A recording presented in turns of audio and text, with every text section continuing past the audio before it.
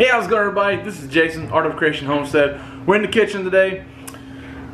I'm going to be the lovely camera feller once again, okay? In case you didn't know, we're very food driven. Actually, any species is food driven. Animals are all food driven. We're food driven as well. That's why we grow things. It's for food, right? We enjoy the food. We enjoy eating it. We enjoy eating these things. And so today, my lovely and talented wife is going to be making you an apple butter cake, correctly? Yes. Apple butter cake with a cinnamon cream cheese frosting. So, without further ado, let's have at it. This is going to be the perfect Christmas cake. With all the spices and everything, this is going to be a perfect Christmas cake. But the first thing you want to do, you want to preheat your oven to 350 degrees Fahrenheit.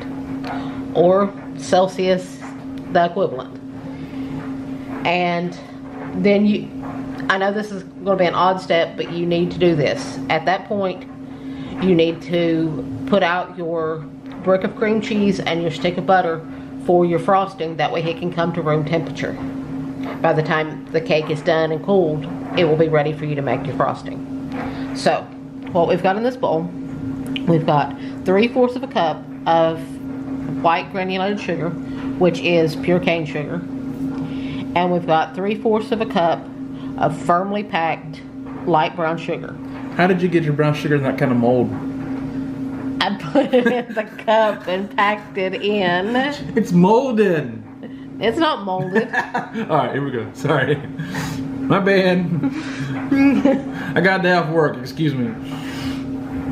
The reason I split the sugars is for flavor and texture. So I'm going to mix those two together just a little bit. You don't have to mix it together a lot. Okay, over here we have 1/3 of a cup of melted butter. But you want to melt this ahead of time and let it come to room temperature. Otherwise it could make your cake a little bit greasy because it will melt your sugars if it's hot. So let it come back to room temperature. You add that in, and then we have 1/3 of a cup of a neutral flavored oil. Any neutral flavored oil will work. 10W30, 5W25. No. Whatever you Cooking oil. Whatever you got in the garage. Okay, now you stir this together until it's nicely incorporated. You won't need a mixer for this cake. You can use a mixer, but you won't need one. So, you mix all that together. I could just eat that alone. Sugar and butter. Okay, let's eat it. No. So, then we're going to add, you guys know me if you've watched my other videos, I don't measure vanilla. It's about the equivalent of 2 teaspoons. If it's a little more, it's fine. You ain't gonna mess it up unless you just douse it in vanilla. So, next, this is a pint jar of my home canned apple butter. Of the best apple butter alive. And we will put a link to the video. Apple butter's alive.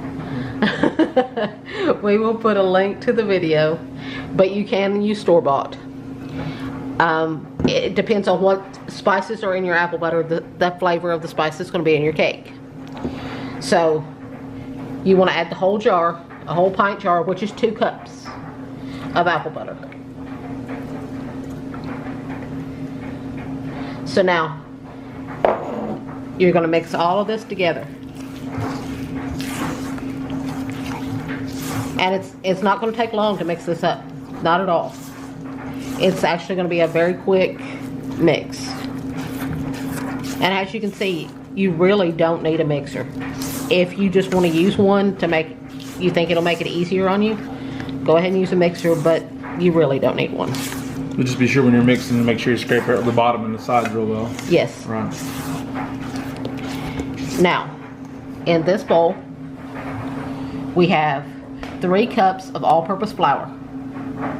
And over here, we have 1.5 teaspoons of baking powder, 1/2 teaspoon of baking soda, and 1/2 teaspoon of salt. This is pink Himalayan, but you can use whatever you use. And the butter was that I melted was unsalted. If you choose to use salted butter, just don't add the salt. So you want to dump this in and mix it in. That's literally all you do. You don't want to over mix it because you don't want to exercise that gluten in your flour, because then you'll make your cake tough, and you want a nice moist tender crumb. So you want to stir it in slowly. You don't want to over mix, and when all of the flour looks like it's mixed in, you want to stop mixing. Be sure and scrape the sides, be sure and scrape the bottom. You know, I'm sorry. When you said exercise the gluten, I just thought Richard Simmons. Exercise them glutens, ladies! Exercise them glutens! My bad. I've had coffee and a little bit of sleep, so you never know what you're going to get. We need to drop a picture of Richard Simmons in right there. Exercise them glutens, ladies. Come on. Work them. Okay. And see, it didn't take no time to mix that up. And it smells wonderful. It really does. It smells. I'm gonna smell. It smells wonderful. Yes, it does. And see, it's kind of a thick batter. Because if you know what a snack cake is, this is going to be a similar texture to a snack cake, because it's going to be a denser cake, but yet a moist, tender crumb at the same time. Like a coffee cake style? Similar. Okay. So now, you want a 13 by 9 pan. I'm using glass. You don't have to use glass. You can use whatever you like. But know that if you use a metal pan, you will have to keep a closer eye on it, because it could cause, with the sugars and everything, it could cause it to burn. So you want to keep a close eye on it. Because the metal conducts heat more? Yes. Okay. Especially dark metal. So you want to give it a good spray. You can butter and flour it, or you can spray it with cooking spray. I'm choosing to go the easy route. Now you will empty it into your pan.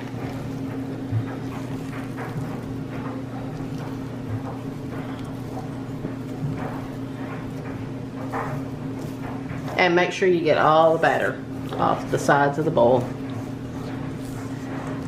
Hey, and notice you didn't use eggs in this. It's a great recipe to use to make a cake with if you're running out of eggs from your chickens for the year and you want to kind of hold on to them. Yes, I did. Thank you for bringing that up. I did not use eggs.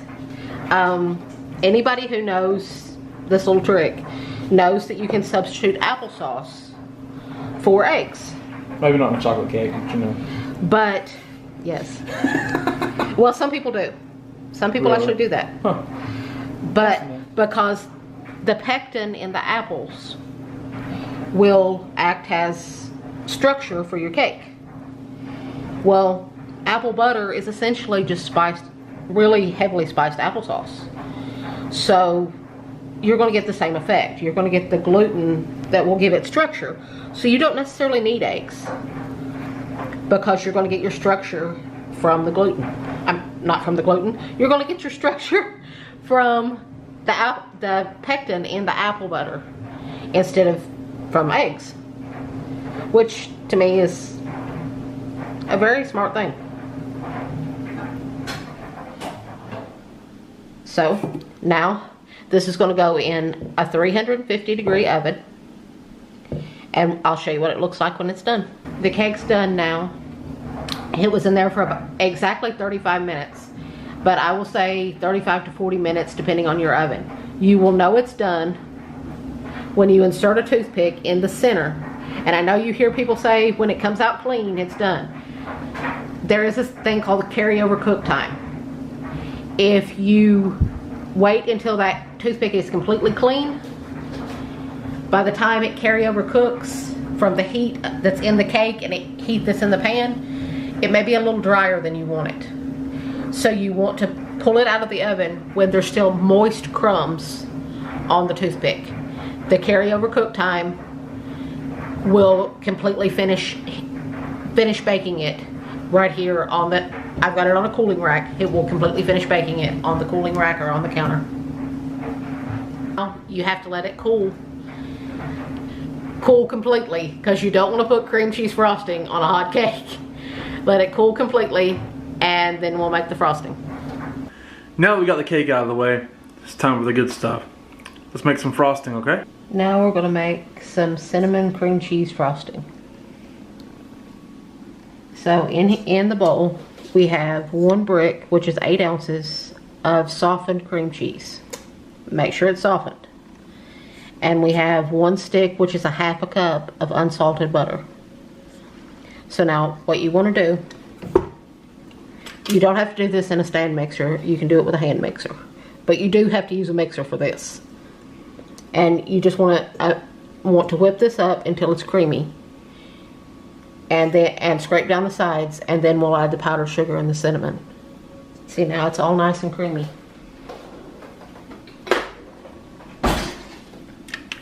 And now we'll scrape down the sides and get everything off here. You want to make sure that you scrape everything down, that way everything gets incorporated.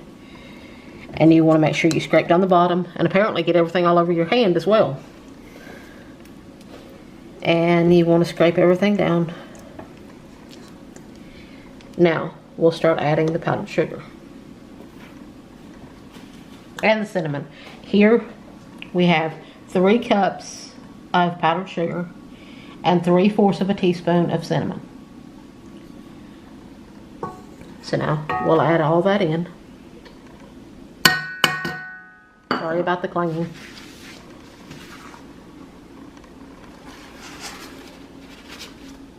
And we'll turn it back on, and we'll... You start this low, or do you go... You start it low, because it will throw powdered sugar everywhere. Be careful. And we've got it all beat up now. See, you can see it. Well, she put a whipping on it. Beat it up. Now we're going to add some vanilla. That way it's like a cinnamon vanilla cream cheese frosting. We'll add about a teaspoon of vanilla. You know, I don't really measure vanilla. Vanilla makes everything better.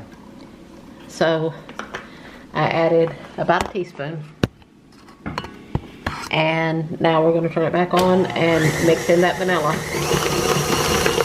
And just whip it till it's nice and smooth. And now we've whipped it till it's nice and smooth and fluffy.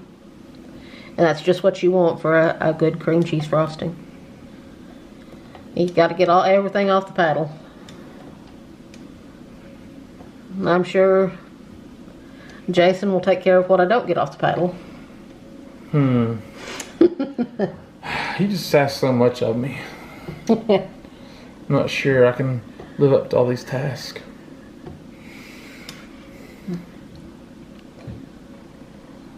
I don't think he'll like tasting the frosting.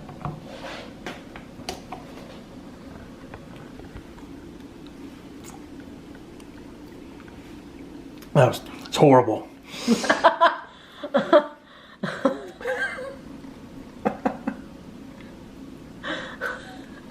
Just kidding, y'all. I think you knew that. I hope you're just kidding.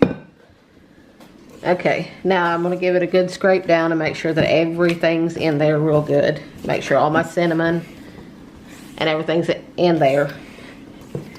And then we'll start putting it on the cake.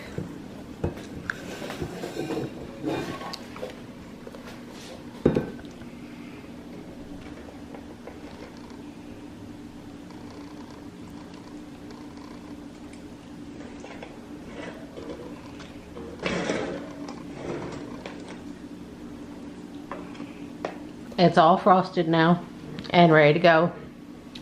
Now, what you want to do, you can eat this immediately, but really you want everything to settle together. So it's going to last longer if you put it in the refrigerator. If you leave it at room temperature because of the cream cheese frosting, this is only going to last a day or two. If you put it in the refrigerator covered with plastic wrap or a lid, then it's going to last for at least 5 days. Although I don't think it's going to last that long. If this cake lasts 5 days, you've done something wrong. But it is absolutely beautiful. It's awesome. And we'll definitely be back and show you what it tastes like. Alright, so here we are. It's Thanksgiving night. Angela made this cake for Thanksgiving, okay. And it's pretty darn good. And we'll take a bite.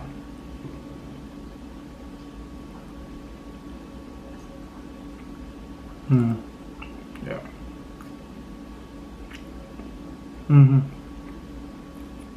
Man, just a nice, beautiful coffee cake style thing. It's like apple butter and cinnamon, and it'd be really good in the morning with a cup of coffee. Probably what's going to happen here after I devour what I'm looking at in front of me. It's really delicious. If you love apple butter and you love cream cheese icing, you ain't going wrong with this sucker.